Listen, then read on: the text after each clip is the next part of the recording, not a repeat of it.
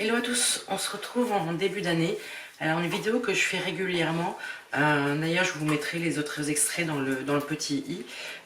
C'est les tops et les flops de l'année du coup 2023. Voilà, les plantes qui m'ont donné de la joie, celles qui sont mortes, celles qui ne vont pas bien. Voilà.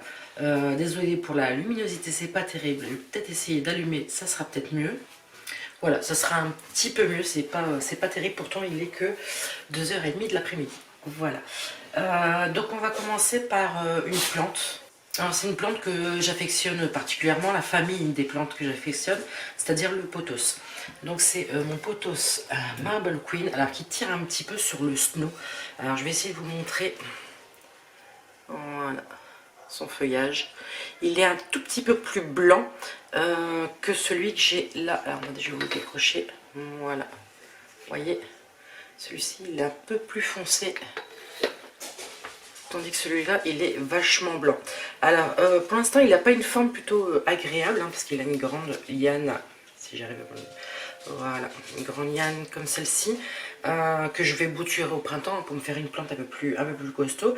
Et en plus, la dernière fois que je l'ai arrosé, je me suis aperçue que le substrat était très fatigué. J'avais beaucoup de mal à lui donner à boire et on voit tout de suite au pothos, hein, quand ils ont soif, les feuilles s'enroulent ou se ramollissent un petit peu.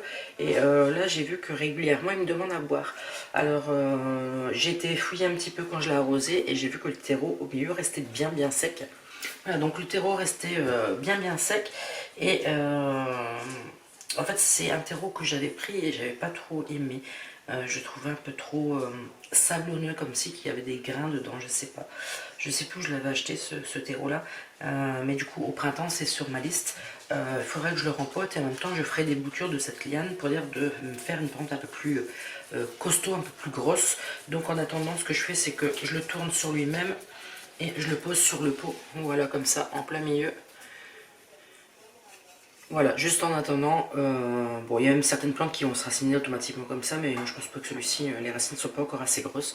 Donc voilà, en attendant, il ressemble à ça. Ensuite, deuxième plante qui est dans les tops, c'est mon anthurium. Alors c'est un anthurium violet. Il fleurit pas tellement, mais je crois que c'est moi, c'est de ma faute, je lui donne pas assez d'engrais. Mais par contre, il me fait beaucoup de feuilles. Et là, je me suis même aperçue qu'il me fait un petit bébé. Alors, je vais essayer de vous montrer. Voilà, les toutes petites feuilles qui sont là. Voilà. Ça, c'est un petit bébé, un petit rejeton. Voilà, je l'aime particulièrement parce que, bon, déjà, il est bien vert, il est magnifique. Il me fait des feuilles très régulièrement. Là, il y en a une qui vient juste de sortir. On voit, elle est super bien brillante. Bon, les autres, ça va à peu près, hein, mais on voit plus. Ensuite, il ne me tient pas à rigueur de tout ce qui est arrosage, oubli d'arrosage surtout. Il résiste bien au chat. Ça aussi, c'est une bonne... Malgré qu'il a quelques... Bon, pas grand-chose. Hein. Il a quelques feuilles ici, là, qui étaient un petit peu grignotées. Là, également, il lui manque un tout petit peu, c'est pas grand-chose. Mais c'est une plante qui ne les intéresse pas tellement. Donc ça, c'est plutôt bien, surtout que celui-ci est sur ma table de cuisine. Niveau luminosité, il n'a pas non plus une luminosité de fifou. Hein. Bon, plus l'été parce qu'il est en face d'une fenêtre. Mais l'hiver, il n'y a pas une forte luminosité. Et pour ça, nickel, il tient, il résiste. Je l'arrose régulièrement si je l'oublie pas. Là j'ai vu, je crois que j'ai des racines, voilà, vous voyez, qui sortent par le pot. Bon, ça c'est, je pense, parce que mon cache-pot n'est pas adapté. Je vais vous montrer. Voilà, mon cache-pot n'est pas adapté. J'ai pas un cache-pot qui va pour celui-ci. Et du coup, quand je l'arrose par le dessus, je fais pas attention. Il y a un petit peu d'eau, pas grand-chose, qui touche pas le pot. Mais du coup, les racines sont plus attirées vers le bas. Donc ça, je verrai peut-être aussi au printemps pour lui faire un petit rempotage. Mais je pense que ça sera dans le même pot. À mon avis, c'est juste les racines qui s'échappent par les trous, tout simplement. Voilà, et pour finir, ma troisième, c'est mon Oya Publicalix, voilà, qui est assez costaud. Il a bien grandi, et vous voyez, il y a encore une hampe là, ici. Et par contre, j'en avais une de l'autre côté, mais en passant, je l'ai cassée sans faire exprès. Bon, bah ça arrive. Hein. Elle est magnifique et en plus c'est la première Oya qui a fleuri l'année passée, donc elle a 2 pédoncules. Si je dis pas de bêtises, oui, il y en a un là et je sais plus le deuxième. Enfin, voilà, elle a 2 pédoncules, elle a fleuri d'un rouge super, super beau. Si j'ai une photo, je vous la mettrai en même temps. Voilà, et puis depuis que je l'ai mis dans ce pot à réserve d'eau, mais je ne lui paie pas d'eau en fait, il y a une mèche dedans comme les pots à réserve d'eau. Mais c'est juste pour moi l'excédent, c'est-à-dire que quand je l'arrose un peu trop, on sait jamais, hein, ça pourrait arriver. Comme ça tombe dans le dessous et puis ça s'évapore au fur et à mesure. Voilà, c'est juste pour ça. Alors j'ai essayé de lui faire un petit tuteur rapidos l'année passée, hein, avec, voilà, avec un élastique en haut, des branches, voilà, pour dire que ça tienne. Hein. Mais il faudrait que je trouve comment dire, un support un peu plus adapté. Parce que là, vous voyez, cette grande hampe, j'ai déjà essayé de la passer dedans, mais elle veut pas, à chaque fois elle s'en va. Donc bon, pour l'instant, ça reste comme ça. Il faudra que je trouve un truc un peu plus adapté, peut-être au printemps. Alors on va continuer avec les flops. Alors les flops, c'est les plantes que je n'ai pas réussi à comprendre ou qui ont eu un problème, enfin voilà. On va partir d'une famille, pourtant d'une plante que j'adorais, c'est-à-dire les Marantas. Voilà l'état de mes Marantas. Donc j'en ai une qui est complètement morte. Celle-ci, elle vivote. Hein.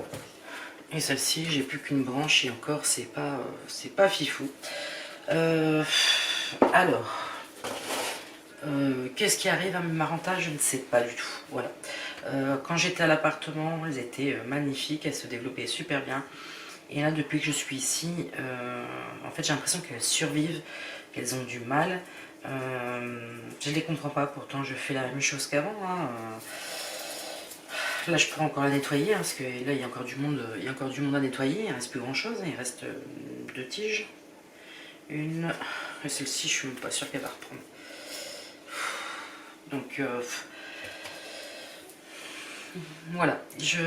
Donc là, je vais encore essayer de les sauver, hein, mais si elles ne résistent pas, j'en prendrai plus, tout simplement. Pourtant, j'adore les Marantas. J'ai encore vu une Lemon Lime il n'y a pas longtemps. Je me suis dit, bon, allez, prends-la. Et je me suis dit, bon, vu l'état des 2 autres, c'est même plus la peine. J'en ai une que j'ai gardée, je vais vous la montrer. Voilà, donc j'en avais encore une et voilà. Il n'y a plus rien. Bon, là, je vais aller voir dans le terreau directement pour voir si les racines sont encore viables ou pas. Mais bon, j'y crois plus tellement. Je sais pas. Je suis un peu dépitée parce que c'est des plantes que j'adore. Et ma Maranta Fascinator était magnifique. Elle était bien, bien ça facile de feuilles. Hein. Elle était de toute beauté. Et la Kerchoveana, c'est-à-dire la normale, la standard, elle n'a jamais été, comment dire, terrible. Mais bon, elle était quand même mieux que là actuellement. Mais elle n'a jamais été prospère comme la Fascinator. Donc voilà, bon, c'est des choses qui arrivent, mais ça m'énerve un petit peu parce que à force d'éliminer des catégories de plantes, je vais plus avoir de plantes, quoi. C'est ça qui m'énerve. La deuxième, alors la deuxième, on l'avait mis ensemble en pont. Bon, il reste plus grand chose, il reste plus que les tiges. Donc ça, c'est l'Epicrenum pinatum variegata. Voilà, qui quand je l'ai eu, elle était déjà pas, je la trouvais déjà pas terrible quand je l'avais reçue. Je l'avais rempotée, elle avait vivoté cet été et là depuis le début de l'hiver, elle a perdu toutes ses feuilles. Enfin voilà. Donc je l'ai passée en pont. Bon, pour l'instant, j'ai pas de retour sur le pont. Ça fait quoi? Ça fait, j'irai un petit 2 semaines peut-être. Moi, peut-être. Je suis même pas sûre. Il faudrait que je regarde mes notes. Qu'elle est en pont. Niveau racines, bon, bah, j'en vois pas des nouvelles. Hein. Je vois ces anciennes qui sont toujours là. Mais j'en vois pas plus. Alors, je sais pas si le pont va lui être bénéfique ou pas. On verra bien, mais moi j'en ai à la base à la plante que j'ai reçue au tout début, qui n'était pas, juste qui n'était pas terrible, on aurait dit, je sais pas, c'était pas des jeunes pousses, on aurait dit une vieille plante mère ou un truc comme ça, enfin je sais pas. Donc on verra bien. Comme on dit, tant qu'il y a du vert, il y a de l'espoir. Et l'espoir fait vivre.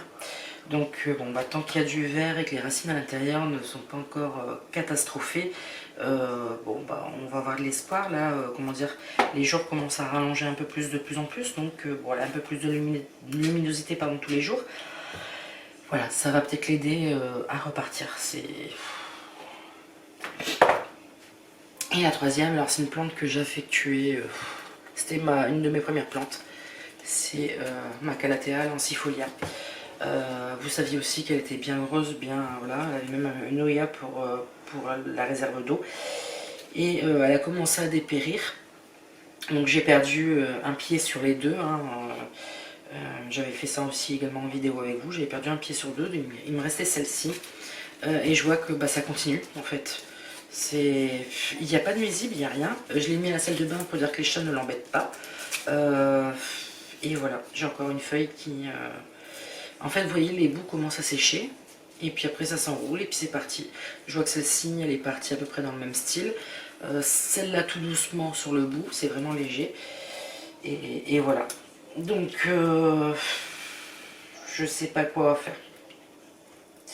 Je sais pas quoi faire, j'ai rien changé à ses habitudes. Donc, mais bon, la dernière fois que je l'avais rempoté, là j'avais fait un excès d'arrosage, hein, je l'ai vu. Je l'ai vu parce que ces petites bulbilles, vous savez, un peu les, comme on dit, les petites pommes de terre, étaient complètement pourries dans le terreau. Mais bon, je pensais que le rempotage allait lui faire du bien et elle a continué à dépérir. Donc voilà, on va dire que c'est le flop de cette année, pardon. Je l'adorais, elle était magnifique.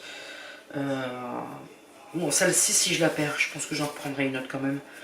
Parce que c'est vraiment une plante que j'affectionne. Je suis plus tellement Calathea. J'en avais plus à mon appartement, mais ici à la maison, c'est même pas la peine. C'est pas la même humidité, donc mais celle-ci résistait plutôt bien. Et je vois que là, c'est reparti. Donc je referai un essai si jamais je la perds. Et puis si je vois que ça continue, j'arrêterai la Calathea, mais voilà, donc celle-ci, bah, je vais la couper comme ça, ça va pas l'épuiser, mais je sais pas ce qui se passe. Peut-être un manque de quelque chose, mais bon, elle a eu de l'engrais il n'y a pas longtemps. Mais des fois, donner de l'engrais à cette période quand une plante va mal, c'est plutôt l'inverse. Comme on dit, il faut donner de l'engrais à une plante qui est en train de pousser. Et là, c'est pas le cas du tout, donc... Voilà, je suis un peu dépitée, donc voilà un petit peu le résultat de cette année. Hein, des plantes que je réussis, on va dire plutôt bien, hein, mais des plantes que je n'arrive plus à comprendre ou voilà, qui ne se plaisent plus ici. En même temps, ça n'aide pas l'histoire des chats en fait, où je peux pas mettre dans le bas de mon étagère parce que bah, du coup toutes les plantes sont un petit peu serrées. C'est peut-être ça aussi qui lui manque de l'espace. Bon, pas pour les marantas parce que les marantas ont de l'espace, mais peut-être pour d'autres plantes, je sais pas. Voilà. Bon, sur ce, je vous laisse. Et puis on se retrouve dans une prochaine vidéo. Ciao, ciao.